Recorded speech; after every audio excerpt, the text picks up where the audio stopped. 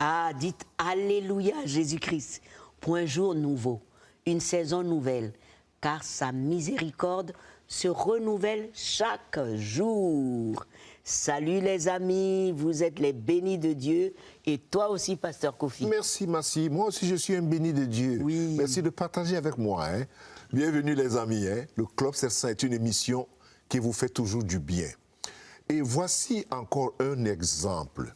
Un garçon de 13 ans fut projeté par une voiture qui fit un bond de 10 mètres en l'air avant de retomber sur sa tête. Pour tous, le petit Fisher était mort. Ça, c'était évident. Mais, je dis bien mais, et le mais vient de Dieu. Suivez ce témoignage. Le 8 août 2021, la famille Root était en route pour ses vacances annuelles du camping à Mid Beach en Caroline du Sud. Comme toujours, ils ont prié avant de prendre la route. Nous prions pour le voyage. Que nous soyons un témoignage audacieux pour tous ceux que nous rencontrons pendant que nous sommes en route et en vacances. Près de 2 heures après le début du voyage, ils s'arrêtèrent pour faire le plein et manger quelque chose. Le père, Mike, et leur fille aînée restèrent à la station-service, tandis que la mère, Paris, entreprit de traverser un carrefour très fréquenté avec ses plus jeunes enfants. Après avoir traversé les 2 premières voies en toute sécurité, Paris et Calais s'arrêtèrent lorsqu'ils s'aperçurent des véhicules venant en sens inverse. En revanche, Fisher ne regarda pas et se retrouva face à une voiture qui arrivait en sens inverse. J'ai vu ce qui allait se passer et j'ai dit « Fisher, regarde à droite !» Il a été projeté en l'air. Il s'est effondré à terre, la tête la première. La toute première chose qui m'a traversé l'esprit, c'est que je venais de voir mon fils mourir sous mes yeux. Affolé, Paris appela les secours. Entre-temps, Mike et Rebecca étaient arrivés à leur côté. J'ai immédiatement pensé au pire. À quoi allait-il ressembler? Pourrais-je à nouveau lui parler? Il souffrait terriblement et il pleurait.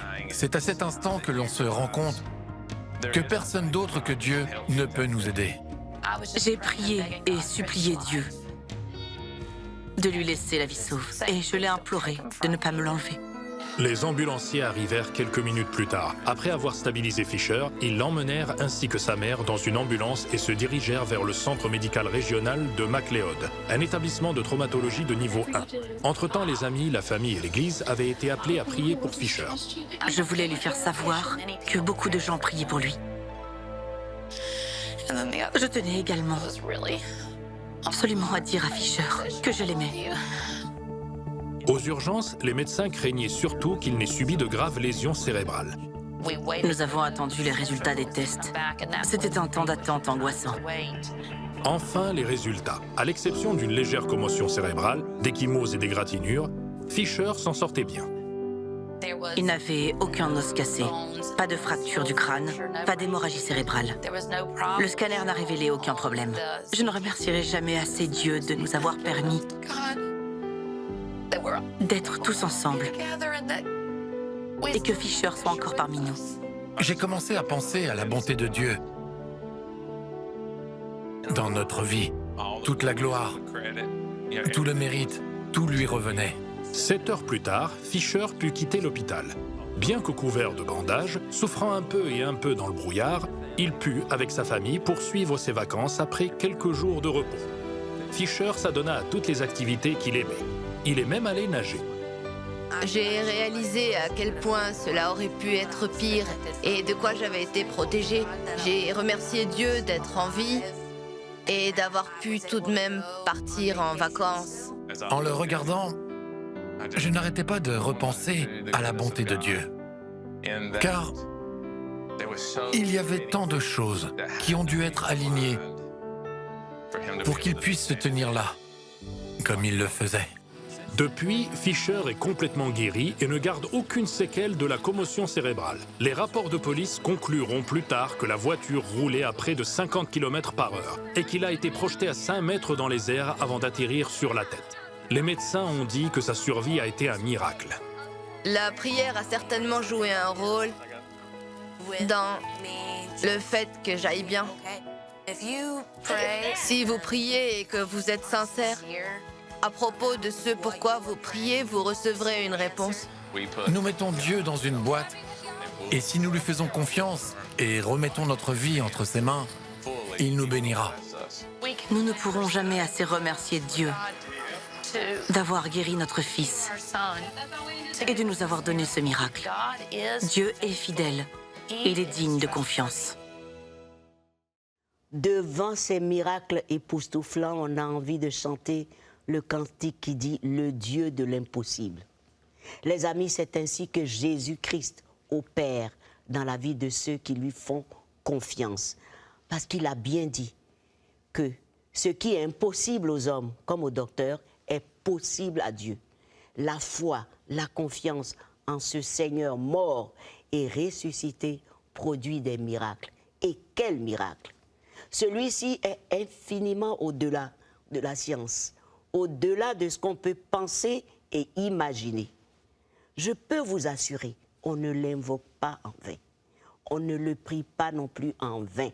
Il est réel, puissant et fidèle. Les parents de Fisher ont refusé la mort de leur enfant. Ils savent, et ils savent toujours en qui ils ont cru. Les docteurs non-croyants sont étonnés. Et Fisher est bel et bien vivant. Et toi, mon ami, sais-tu qui est ce Sauveur Jésus-Christ dont on parle? Tu as regardé ce miracle, tu regardes d'autres miracles époustouflants et tu te poses des questions. Tu peux avoir les réponses à ta question aujourd'hui même. Je t'assure, le salut a un nom, Jésus-Christ. Veux-tu prier avec moi maintenant? Oui. Jésus, je reconnais que tu es le seul Seigneur et Sauveur de la vie. Je veux te donner ma vie. Je veux te demander pardon pour toute mon incrédulité, pour toutes mes erreurs et mes fautes. Je sais que tu ne refuses personne qui vient à toi. Sincèrement, je viens à toi pour reconnaître que toi seul es le Seigneur dont j'ai besoin. Je t'accepte comme mon Seigneur et Sauveur personnel. À partir d'aujourd'hui, je t'appartiens. Apprends-moi à te connaître par ton Saint-Esprit. Seigneur, je te remercie parce que je suis né de nouveau en toi aujourd'hui. Ma vie a changé.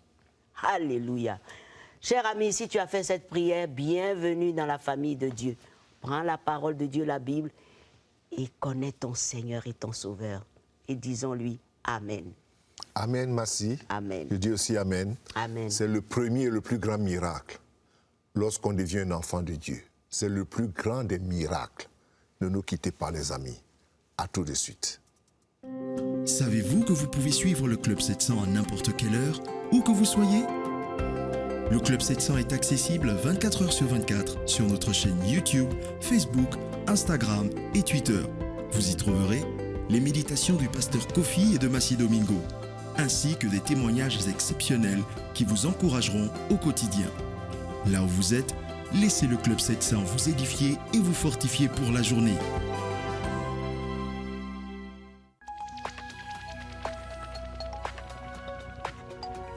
Si vous avez des questions spirituelles, des besoins de prière ou même si vous avez besoin de conseils, n'hésitez pas à nous contacter aujourd'hui au numéro suivant. Nos conseillers sont là pour vous aider. N'oubliez pas, nous sommes là pour vous.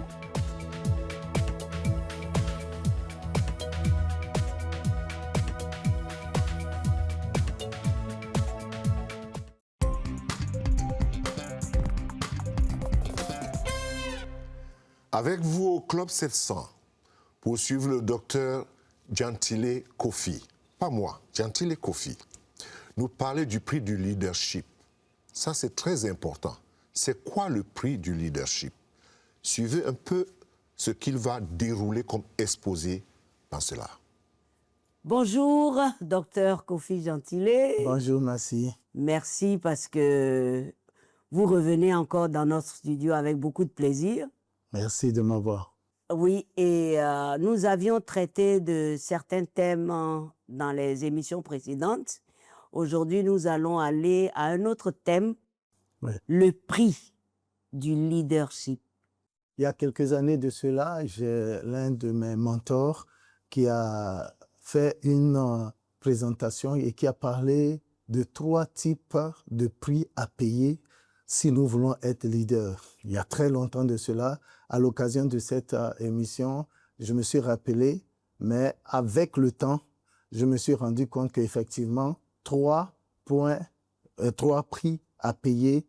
Dans mon expérience personnelle, je pense qu'il y a 4. Donc, on peut ajouter un 4e prix. Ah bon? Le prix physique, c'est-à-dire la Bible dit dans le livre de Proverbes au chapitre 22, verset 29, que c'est la main diligente qui dominera, mais la main lâche sera tributaire. C'est essentiel. Être diligent. Être diligent, c'est fondamental. Et beaucoup, malheureusement, des chrétiens rentrent dans un peu la paresse. Des gens vont jusqu'à dire, comme certains médecins disent, et excusez-moi sur le contraire des médecins qui disent qu'il faut dormir 8 heures par jour et tout ça. Mais 8 heures par jour, ça fait un tiers du jour. Si je dors tout le temps 8 heures par jour, en tant que leader, je ne pourrais pas réaliser grand-chose.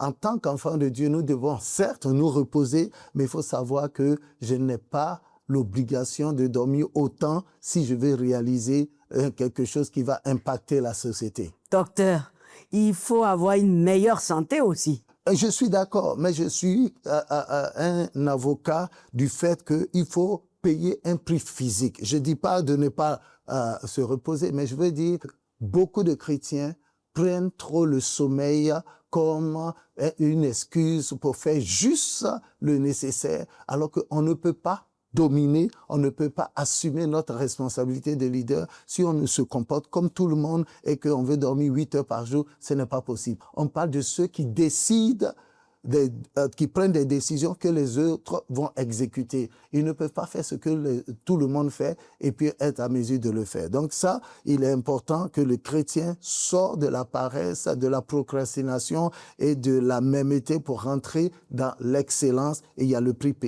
physique à payer. Deuxième prix, c'est le prix intellectuel. On ne peut pas impacter notre société en ayant une connaissance générale sur tous les sujets. Il faut être expert dans son domaine. Il faut avoir une connaissance au-delà de la norme. C'est en ce moment qu'on peut diriger les autres. Alors, aujourd'hui, nous avons une panoplie d'instruments à notre disposition. On a le net, on a des personnes ressources, on a des livres, on a des vidéos. On peut se former.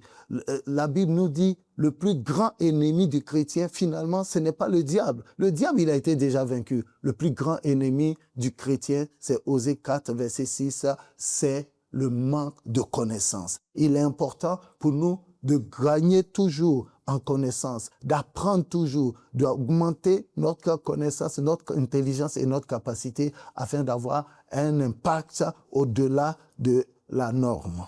Et le troisième prix, c'est le prix relationnel avant de toucher le spirituel, parce que je considère que le spirituel est le fondement également. Le relationnel, vous savez, il y a un adage qui dit comme ça que on attribue cela aux Africains, que si vous voulez aller vite, allez seul. Mais si vous voulez aller loin, faites-vous accompagner. La Bible nous dit également, c'est dans la multitude de conseillers que se trouve le succès. Il est important pour nous d'entretenir des relations solides, des relations avec des personnes de qualité, afin que, avec l'apport des uns et des autres, nous serons capables de réaliser ce que notre destin nous appelle à faire. La Bible dit clairement dans le livre de Proverbes que celui qui marche avec les sages deviendra lui-même sage. De l'autre côté, le livre de Corinthiens, 1 Corinthiens 15, 33 dit, ne vous y trompez pas, les mauvaises compagnies corrompent les bonnes mœurs. Il est important pour nous, si nous voulons imposer et établir notre leadership, de savoir nous entourer de bonnes amitiés, de bonnes personnes avec qui on va grandir et réaliser des choses. Et sur ce point, rapidement, je considère qu'il y a 3 niveaux de relations qu'il faut savoir établir. C'est ce que j'appelle les 1, 2, 3 des relations. Les 1, 2, 3. Le premier 1, c'est le leader qui est pour celui qui aspire à aller plus loin, un mentor. Quelqu'un qui est au-dessus, qui a un certain nombre d'expériences que vous n'avez pas, vous vous inspirez, vous vous approchez de celui-là, il vous tire vers là-haut. Donc, c'est le 1. Maintenant, le 2, c'est 2 personnes à mon niveau. Là où je suis arrivé, il y a des personnes qui sont dans mon même cercle, qui ont les mêmes défis. Donc, on peut apprendre non seulement de celui qui est en haut, mais de ceux avec qui on est ensemble au même niveau, afin que ensemble on puisse s'entraider, faire les efforts ensemble et tout cela. Donc, je donne des chiffres symboliques à 2, mais en réalité, ça peut être bien plus. Mais c'est important d'avoir au moins 2 personnes à son niveau afin de grandir ensemble. Et la troisième catégorie, c'est les 3 du bas. Parce que quand on aspire à être leader, le leadership se manifeste comment? Dans notre capacité d'enseigner ce qu'on apprend. Il y a un terme en anglais même qui parle de « you lead by example ». Donc, c'est à travers ton exemple que tu enseignes, tu partages à des gens qui sont en bas de toi, que tu tires vers là-haut, que tu apprends, tu consolides tes connaissances. Et donc, le relationnel est fondamental et naturellement, le dernier prix, c'est le prix spirituel. La Bible nous fait comprendre que le corps sans l'esprit est mort, de la même manière que la foi sans les œuvres est morte. Sans l'esprit qui accompagne notre leadership, si nous pensons que tout se résume à l'intellectuel, tout se résume au travail, tout se résume à l'activité sur le terrain, nous sommes mal barrés dans la vie. Il est important pour nous de savoir que la grâce de l'Éternel nous permet de prendre conscience que la vie étant spirituelle, je dois gagner le combat dans le règne spirituel d'abord. Et il y a un prix à payer. La vitesse à laquelle nous allons dans la réalisation de nos destins dépend du vent qui souffle derrière nous. Qu'est-ce que cela signifie? Cela signifie qu'il y a le vent divin et il y a le vent démoniaque. L'esprit qui vous soutient, qui vous appuie, déterminera les résultats que vous allez avoir. Et il n'y a pas meilleur esprit que le Saint-Esprit de Dieu afin de réussir notre destin. Et merci, docteur. Mais comment on peut discerner les 2 esprits? Les 2 esprits... Pour celui qui nous regarde. L'Esprit de Dieu est en phase avec la parole de Dieu. Très bien. Dieu ne va pas nous demander de faire quelque chose qui est en déphasage avec la parole. Jésus a dit, les paroles que je vous ai annoncées sont esprit et vie. Donc l'esprit s'attache à la parole. Ça, c'est Jean chapitre 6, verset 63. Donc la parole va de pair avec l'esprit de Dieu et tout ce qui est contraire à l'esprit de Dieu est l'esprit du diable. Le Seigneur Jésus est notre modèle par excellence. Si nous suivons les principes qu'il a établis et les choses qu'il a pu faire, nous allons également réussir. J'ai cette formule disant que si vous voulez réussir, étudiez ceux qui ont réussi, faites ce qu'ils ont fait et vous allez réussir. Si vous voulez réussir, étudiez ceux qui ont échoué, évitez ce qu'ils ont fait et vous allez réussir. À ce prix-là, nous allons gagner de grandes victoires et le nom de l'Éternel sera glorifié. C'est vrai, tout le monde veut commander, être au premier rang, être un grand leader reconnu, mais combien savent comment se préparer à cela? Combien savent qu'il y a un prix à payer, que Dieu a des principes? Oui, Dieu a des principes. J'appellerais aussi cela des pistes, en fait, et des préceptes.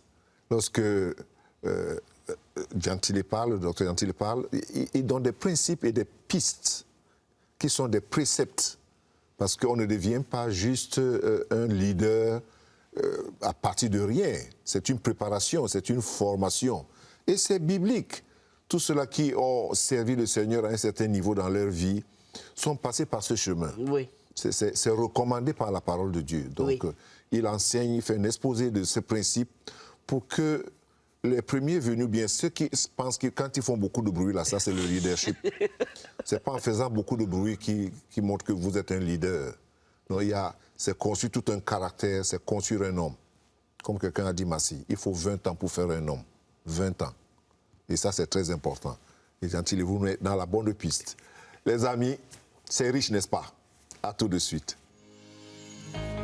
La puissance de son amour est le premier ouvrage de Massi Domingo. Ce livre s'adresse à tous ceux qui traversent des moments difficiles et qui cherchent des réponses dans ce monde rempli d'incertitudes. À tous ceux qui souhaitent connaître le véritable amour, l'amour inconditionnel de Dieu. Comment vous le procurer? Eh bien, il vous suffit de vous rendre sur notre site internet www.portailcbnafrique.org. Alors ne manquez pas cette occasion de plonger au cœur de la puissance de son amour.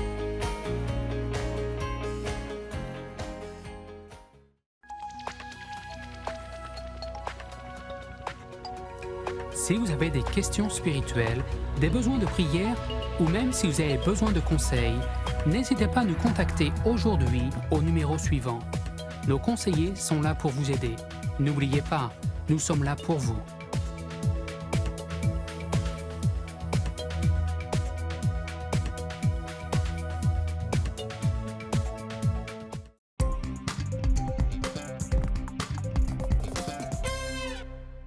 Merci de rester avec nous au Club 700 pour la parole de Dieu, la guérison disponible.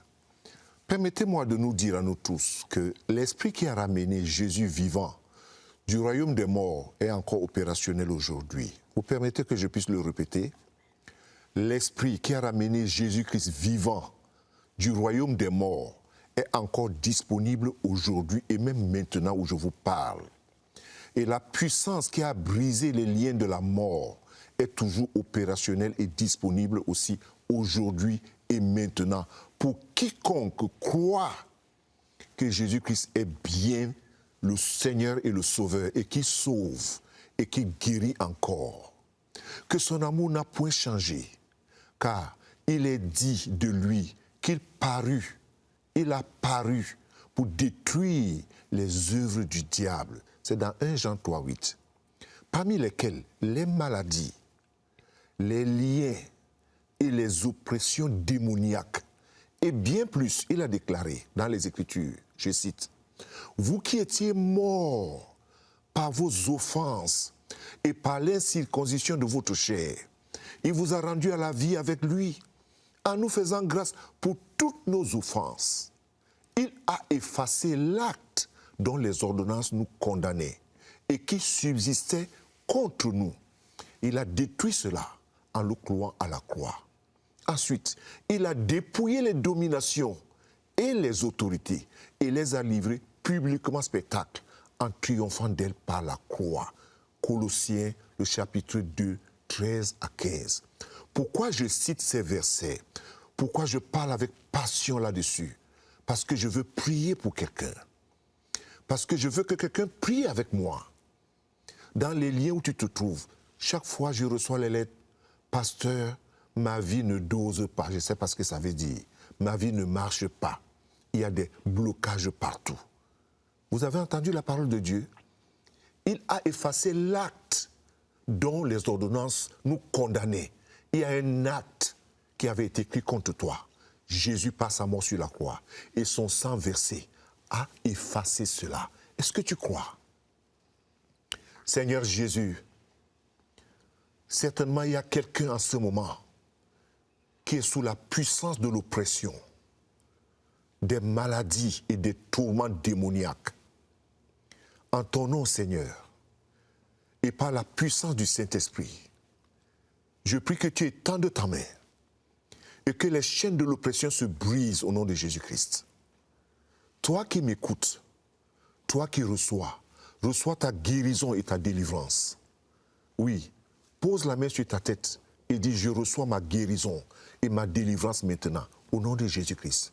Seigneur bénis, Seigneur délivre. Amen et Amen. Merci. Merci, pasteur. Merci beaucoup. Chers amis, je vous encourage à envoyer vos requêtes de prière et aussi vos témoignages pour les bontés du Seigneur. Comme Japhé au Kenya, il a reçu de la nourriture, des soins. Ses études ont été payées par Obi. Sa mère et lui ont tellement été touchés qu'ils ont donné leur vie au Seigneur. Disons tous Alléluia et suivons leur histoire. Lorsque le père de Japhet les a abandonnés, lui et sa mère Rose ont dû se débrouiller seuls. Elle a travaillé dur pour acheter un terrain et construire la maison dans laquelle ils vivent aujourd'hui. Je fais tout ce que mes mains peuvent trouver. Travaux ménagers, travaux agricoles, lavage de vêtements. Mais parfois, il n'y a pas de travail et il est alors difficile d'avoir assez d'argent pour se nourrir. Cela m'a fait mal de voir Japhet se coucher sans rien manger. Mais j'ai fait tout ce que j'ai pu pour lui montrer que je n'allais pas abandonner. Japhet s'est souvent rendu à l'école pour être renvoyé chez lui parce que ses frais de scolarité n'étaient pas payés. Lorsqu'il n'était pas à l'école, il sortait souvent avec des enfants de mauvaise compagnie. À l'époque, il était très têtu et refusait de m'aider dans les tâches ménagères. C'est alors qu'un ami invita Japhet à participer à Taveta Children's Assistance, un ministère soutenu par Orphans Promise de CBN. On nous a donné du thé et du pain. Nous allions à l'église, puis nous prenions un grand repas. Maintenant, j'y vais tous les dimanches. J'ai beaucoup appris sur Dieu et sur la Bible. Et j'applique ses enseignements à ma vie. J'ai donné ma vie à Jésus et j'ai été baptisée par le pasteur. Quand j'ai été baptisée, j'ai senti que j'étais transformée. Aujourd'hui, lorsque je suis confrontée à des défis, je cours vers Jésus, je lui parle et il me répond et répond à mes besoins. Japhet a changé à bien des égards. C'est un bon garçon et il évite les mauvaises fréquentations. Le dimanche, je ressens de la paix, parce qu'il va à TCA. Je sais qu'il mangera à sa faim et je suis si heureuse quand il rentre de l'église avec des paquets de nourriture. Japhet va désormais régulièrement à l'école, car Orphans Promise prend également en charge ses frais de scolarité. Pouvoir aller à l'école est un miracle de Dieu. L'éducation me donnera un bon avenir. J'aime tout à l'école. Mes professeurs, mes camarades de classe. Le changement chez Japhet insiste Rose à commencer à l'accompagner à l'église. J'étais si fière la première fois que mon fils m'a invitée à l'église. J'avais une idée de Dieu, mais je ne le connaissais pas personnellement. Après avoir fréquenté TCA pendant un certain temps, j'ai reçu le salut et je ressens maintenant beaucoup de paix dans ma vie. J'ai confiance en Dieu et je prie souvent. L'aide que nous recevons pour la nourriture et les frais de scolarité me permet de nourrir plus facilement ma famille. Nous avons été transformés en tant que famille. Je vous remercie pour votre soutien. Vous nous avez donné l'espoir pour demain. Je suis reconnaissante que Japhet connaisse Dieu. Lorsque les choses de ce monde essaieront de l'accabler, je sais qu'il restera ferme dans sa foi. Je remercie Dieu pour l'aide que vous nous avez apportée. Que Dieu vous bénisse.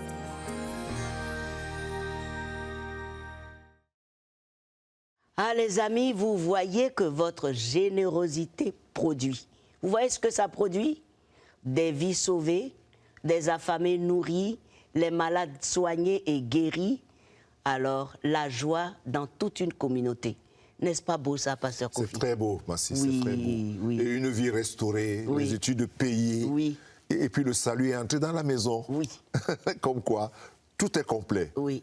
C'est Jésus complet là-bas. Oh, c'est magnifique. Et cela partout. Il faut bien qu'on dise à tout le monde tout à fait. Merci que c'est beaucoup. partout Merci à travers beaucoup, le monde. Tout à fait, merci. À travers le monde. Ouais. Voilà, je vous encourage donc à continuer à être participant à cette belle œuvre humanitaire et vous n'allez jamais le regretter. Alors c'est avec un sourire que nous vous disons au revoir et à très bientôt.